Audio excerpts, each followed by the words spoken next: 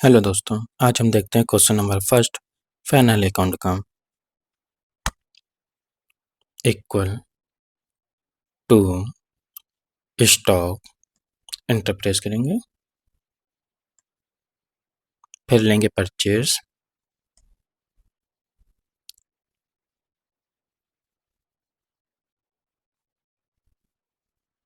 Purchase return,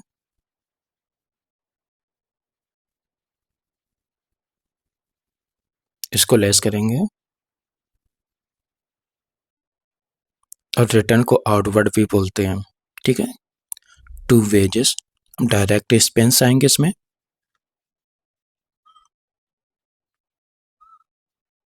to power, ये क्या है, सब डायरेक्ट एक्सपेंस हैं जो हम फैक्ट्री में डायरेक्ट खर्चा करते हैं। टू कैरेज इनवर्ड, इनवर्ड का मतलब कि हमने, कैरेज का मतलब भाड़ा, जो हमने भाड़ा दिया, मतलब कि अपनी तरफ से जो आया तो हमने उसको भाड़ा दिया। ठीक है, सबके वैल्यू लिख लेते हैं। परचेज रिटर्न क्या करेंगे, माइनस करेंगे, टू वेजेस, टू पावर, अब इसमें आ जाते हैं क्रेडिट साइड, बाय सेल्स,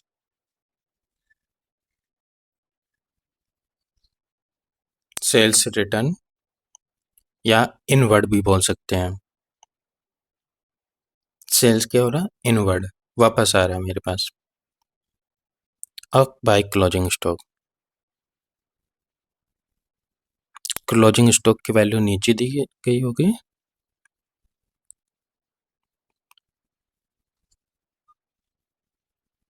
$28,000।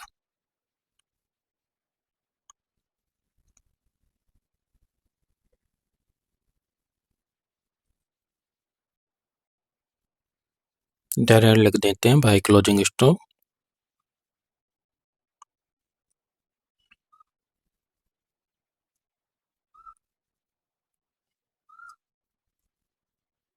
सबकी वैल्यू लिख लेते हैं। सेल्स 1,40,000, सेल्स रिटर्न 4,000, माइनस कर देंगे, या क्लोजिंग स्टॉक दिया गया है 28,000।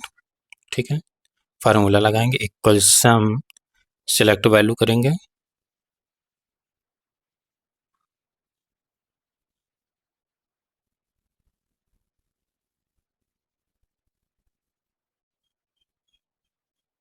यहाँ पे हमसे छूट गया कैरेज इनवर्ड। ठीक है,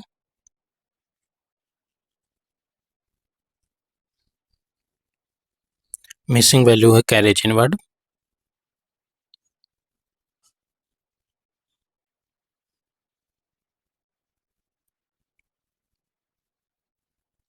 क्रेडिट साइड टोटल वैल्यू कर लेते हैं।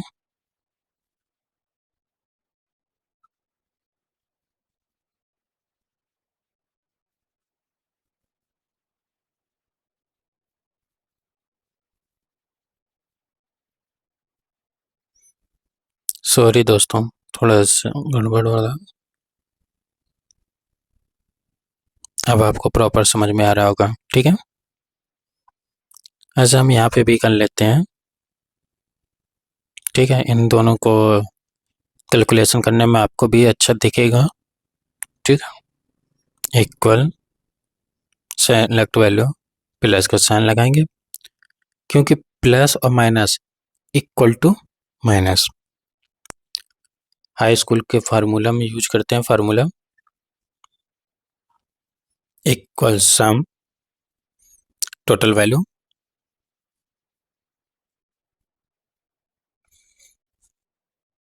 जो वैल्यू आ गया उसको नीचे सेलेक्ट कर लेते हैं, थोड़ा सा इक्वल सम करके टोटल कर लेंगे यहाँ इसका भी, डेबिट साइड का। अब डिफरेंस आ रहा है, उसको ग्रॉस प्रॉफिट में लिख देंगे, क्योंकि सेल्स वैल्यू ज़्यादा है और एक्सपेंस कम है, तो हमें क्या होगा, प्रॉफिट होगा। प्रॉफिट किस में डालेंगे, डेबिट साइड, तो ग्रॉस प्रॉफिट और ये हमें हम हटा देंगे और इक्वल हटा देंगे। अच्छा, ठीक है, डायरेक्ट कैलकुलेटर से कर लेते हैं। 17,800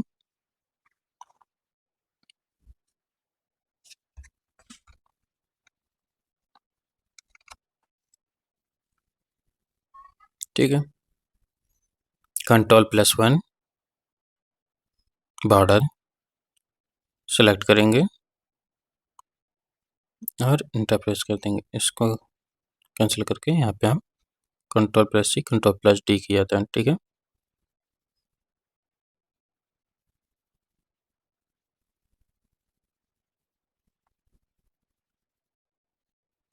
अब पीएल अकाउंट बना लेते हैं, ठीक है।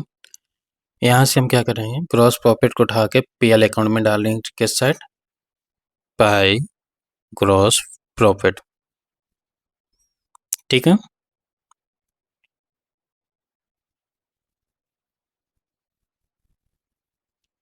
ग्रॉस प्रॉफिट किस में था?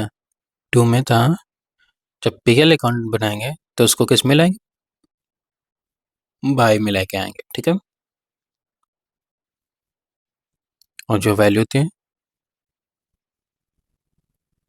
उस वैल्यू को कर देंगे, ठीक है।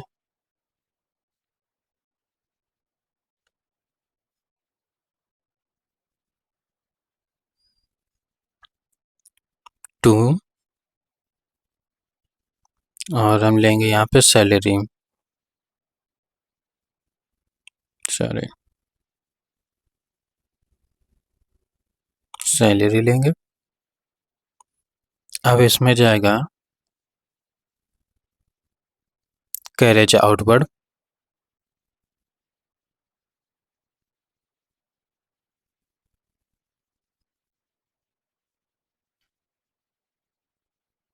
इलेक्ट्रिसिटी,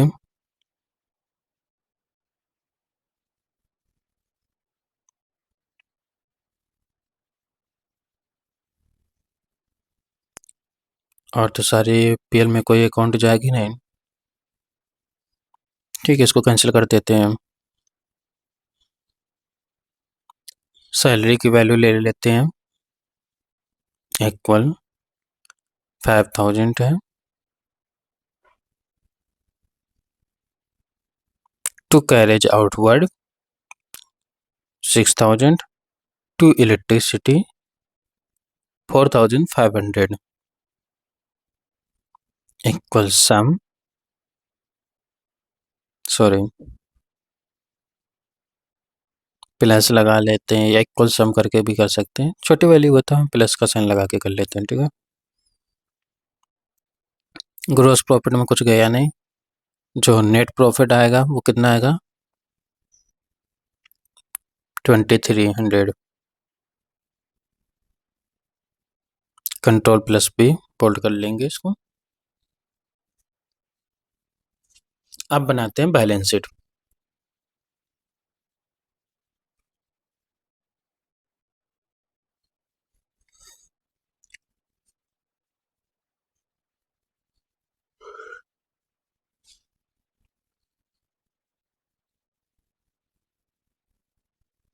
लायबिलिटीज और एसेट, ठीक है।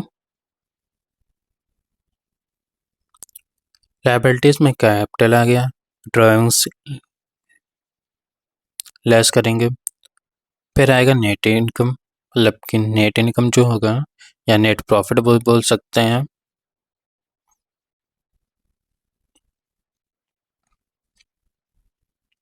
जो नेट हमने प्रॉफिट निकाला है ना पीएल अकाउंट में, वो वहाँ लिखेंगे, sorry.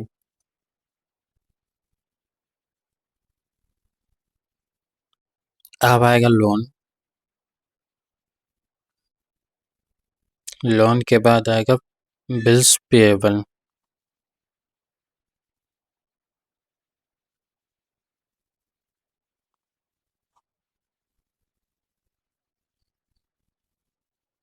Equal credit, creditors, capital के अमाउंट इक्वल माइनस का साइन लगाएंगे और ड्राइविंग्स नेट इनकम जो हमने निकाला तो वो नेट इनकम है तो प्लस में रहेगा, नेट लॉस होता है माइनस में रहता है। कैलकुलेट करेंगे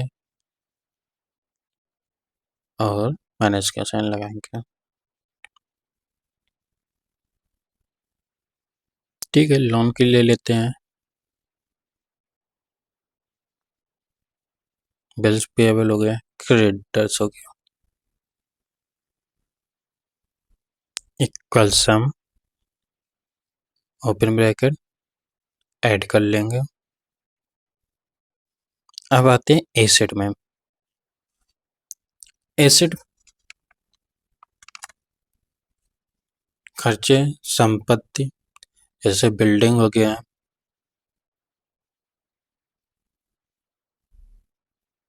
1 सेकेंड रुकना। जैसे कि बिल्डिंग हो गया,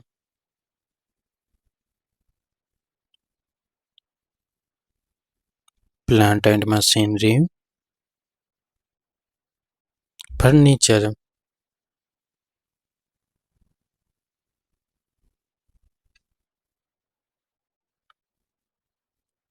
डेबिटर,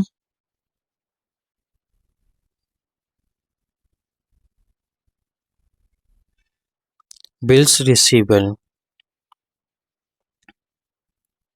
इक्वल बिल्स रिसीवेबल, जो हमको बिल रिसीव होने वाला है, मिलने वाला है। बिल्स पेएबल किस में जाता है? लायबिलिटीज में। Cash in hand, cash at bank, अब यहाँ पे आएगा closing stock.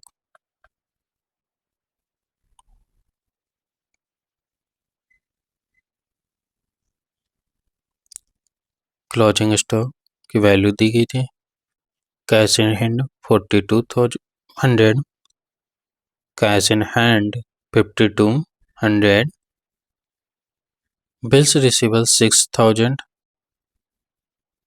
Debtors 80,100, furniture 7,500, plant and machinery 20,000, building 40,000। यहाँ पे हम सबका टोटल कर लेंगे, इक्वल सम टोटल वैल्यू। अगर वैल्यू सेम आ रही है तो आंसर मेरा सही है, मतलब कि ये एंट्री सही है। ठीक है,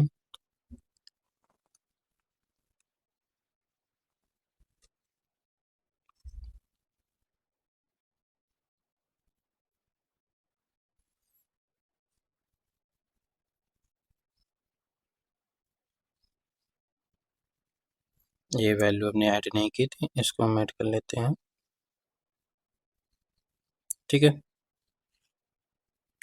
इसको हम कंट्रोल प्लस भी कर लेते हैं।